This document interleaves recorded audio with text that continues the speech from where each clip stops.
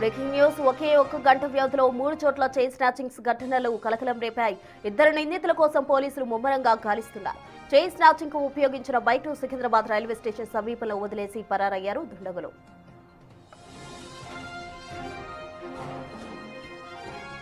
వరుస చైన్ స్నాచింగ్లకు పాల్పడ్డ ఇద్దరు దుండగులు ఇతర రాష్ట్రాలకు చెందిన వారిగా అనుమానిస్తున్నారు పోలీసులు. రైల్లో ఇతర రాష్ట్రాలకు పరారైనట్టు భావిస్తున్నారు. రైల్వే పోలీసుల సాయంతో నిందితుల కోసం గాలిస్తూ ఉన్నారు.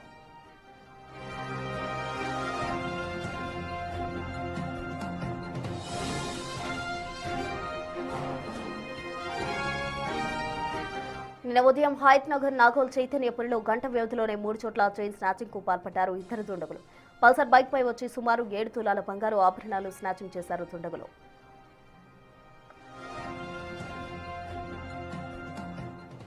వరుస చైన్ స్నాచింగ్ ఘటనలో నిందితుల కోసం 6 ప్రత్యేక బృందాలతో పోలీసులు గాలిస్తూ ఉన్నారు. సీసీ కెమెరాల ఆధారంగా దర్యాప్తు చేస్తున్నారు. నగర శివారు ప్రాంతాలు టార్గెట్ గా చేసుకుని స్నాచింగ్లకు పాల్పడ్డారు దుండగులు.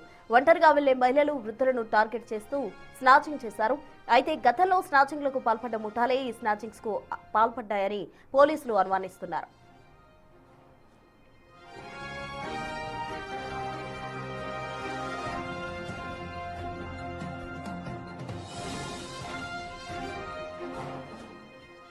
చైన్ స్నాచింగ్ కు సంబంధించి పూర్తి వివరాలు మా ప్రతినిధి సాగర్ లైవ్ ద్వారా అందిస్తారు. సాగర్, నిన్న ఒక్కరోజు గంట వ్యవధిలోనే 3 ప్రాంతాల్లో కూడా చైన్ స్నాచింగ్ జరిగాయి. అసలు గతంలో కూడా ఇటువంటి ఘటనలు జరిగాయి కాబట్టి వాళ్ళే ఈ విధంగా చైన్ స్నాచింగ్ చేశారా, లేకపోతే ఏంటి? పోలీసుల దర్యాప్తు ఎంతవరకు వచ్చింది?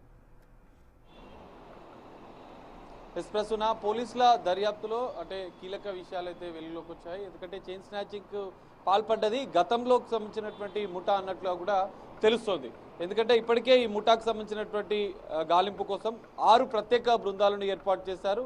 అయితే ఇక్కడ దొంగిలించిన పల్సర్ బైక్తోనే నిన్న ఒక్కరోజే గంట వ్యవధిలో 3 చోట్ల చైన్ స్నాచింగ్ పాల్పడినటువంటి ఇద్దరు దుండగులు అదే బైక్ని సికింద్రాబాద్లో దొంగిలించినటువంటి ప్రాంతంలోనే రైల్వే స్టేషన్ పరిసర ప్రాంతాల్లోనే వదిలి వెళ్ళినట్లు కూడా పోలీసులు గుర్తించినట్లు కూడా తెలుస్తుంది. దీంతోనే పోలీసులు అనుమానాలు బలపడుతున్నాయి. ట్రైన్లో ఇతర రాష్ట్రాలకు వీళ్ళు పరారైనట్లు కూడా పోలీసులు అనుమానిస్తున్న నేపథ్యంలోనే 6 ప్రత్యేక బృందాల ద్వారా ఇతర రాష్ట్ర సంబంధించినటువంటి దుండగులను గుర్తించిన నేపథ్యంలో గాలింపు చర్యలను ముమ్మరం చేసినట్లు కూడా తెలుస్తుంది. ఇదే తరహాలో గతంలో ఒకే రోజు దాదాపు 4-5 చైన్ స్నాచింగ్ ఘటనలు గతంలో జరిగాయి.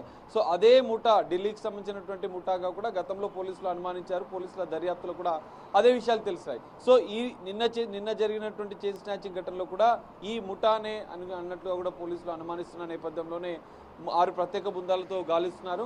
నిన్న ఒక్కరోజే గంట వ్యవధిలో 3 చోట్ల ఇటు హయత్ నగర్, నాగోల్, చైతన్యపురి 3 ప్రాంతాల్లో సుమారు 10 లక్షలు విలువ చేసే 7 తులాలకు పైగా బంగారు ఆభరణాలను ఎత్తుకెళ్లినటువంటి ఇద్దరు దుండగులకు సంబంధించినటువంటి వివరాలను పోలీసులు రాబట్టే ప్రయత్నం చేస్తున్నారు.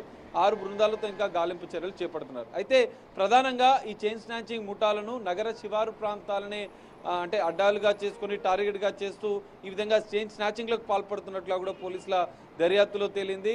ఎందుకంటే శివారు ప్రాంతాల నుంచి ఈజీగా ఎస్కేప్ కావడానికి అవకాశం ఎక్కువ ఉంటుంది. అటు outer ring road, service road నుంచి వెళ్ళిపోవడంతో పాటుగా ఇటు రైల్వే స్టేషన్ల నుంచి లేదంటే ఇటు హైదరాబాద్ నగరానికి ఇతర రాష్ట్రాలకు సంబంధించినటువంటి బార్డర్ ఏదైతే దగ్గరలో ఉంటుందో అటువైపుగా శివారు ప్రాంతాలను ఎంచుకొని ఈ విధంగా మోసాలకు పాల్పడుతున్నట్లుగా గుర్తించారు. ప్రధానంగా ఒంటరిగా ఆలయాలకు వాకింగ్కి వెళ్ళి వచ్చే మహిళలు, ఇటు వృద్ధులకు సంబంధించినటువంటి వారిని టార్గెట్గా చేస్తూ ఈ చైన్ స్నాచింగ్కు పాల్పడుతున్నట్లు కూడా పోలీసులు గుర్తించారు.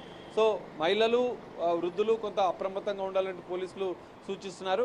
నిన్న జరిగినటువంటి చైన్ స్నాచింగ్ ఘటనలో అయితే పోలీసులు సీసీ కెమెరాల ఆధారంగా నిందితుడు వదిలేనటువంటి బైక్ ఆధారంగా అయితే దర్యాప్తు చేస్తున్నట్లు కూడా తెలుస్తుంది.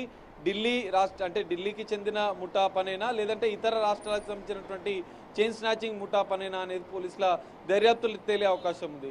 6 బృందాలతో ట్రైన్లలో ఇతర రాష్ట్రాలకు పారిపోయినట్లు అనుమానిస్తున్న నేపథ్యంలో రైల్వే పోలీసుల సమన్వయంతోనే ఈ కేసును ఛేదించాలని పోలీసులు భావిస్తున్నారు. వారి సహకారంతో ఇతర రాష్ట్రాలకు దుండగులు పారిపోయాలని కోణంలో అయితే ఇంకా దర్యాప్తు కొనసాగుతుంది. 6 బృందాలు సీసీ కెమెరాల ఆధారంగా నిందితులు వదిలినటువంటి బైక్ ఆధారంగా అయితే ఇంకా దర్యాప్తు కొనసాగుతుంది. మరి చూడాలి, చైన్ స్నాచింగ్ ఘటనలు రోజు రోజుకు పెరుగుతున్నాయి. ఇటు బంగారం రేట్లు ఎక్కువగా పెరుగుతున్న నేపథ్యంలో ఈ ముఠా ఆగడాలు ఇంకా పెరుగుతున్న నేపథ్యంలో పోలీసుల దర్యాప్తులు ఎలాంటి విషయాలు వెలుగులోకి వస్తాయి. ఈ గ్యాంగ్ అంటే ఈ ఇద్దరు దుండగులు ఏ ముఠాకు సంబంధించిన వారు అనేది కూడా పోలీసులు దర్యాప్తులో బయటపడే అవకాశం అయితే కనిపిస్తుంది ప్రస్తుతం. సాగర్, నిన్న ఒక్క గంటలోనే అటు హయత్ నగర్ కావచ్చు, ఇంకా చైతన్యపురి, అలాగే నాగోల్ 3 ప్రాంతాల్లో కూడా వాళ్ళు చైన్ స్నాచింగ్ చేయడం జరిగింది. స్థానిక ప్రజలు కూడా తీవ్రంగా భయాందోళన చెందిన పరిస్థితి. మరి వారికి పోలీసు వారు ఏం చెప్తున్నారు?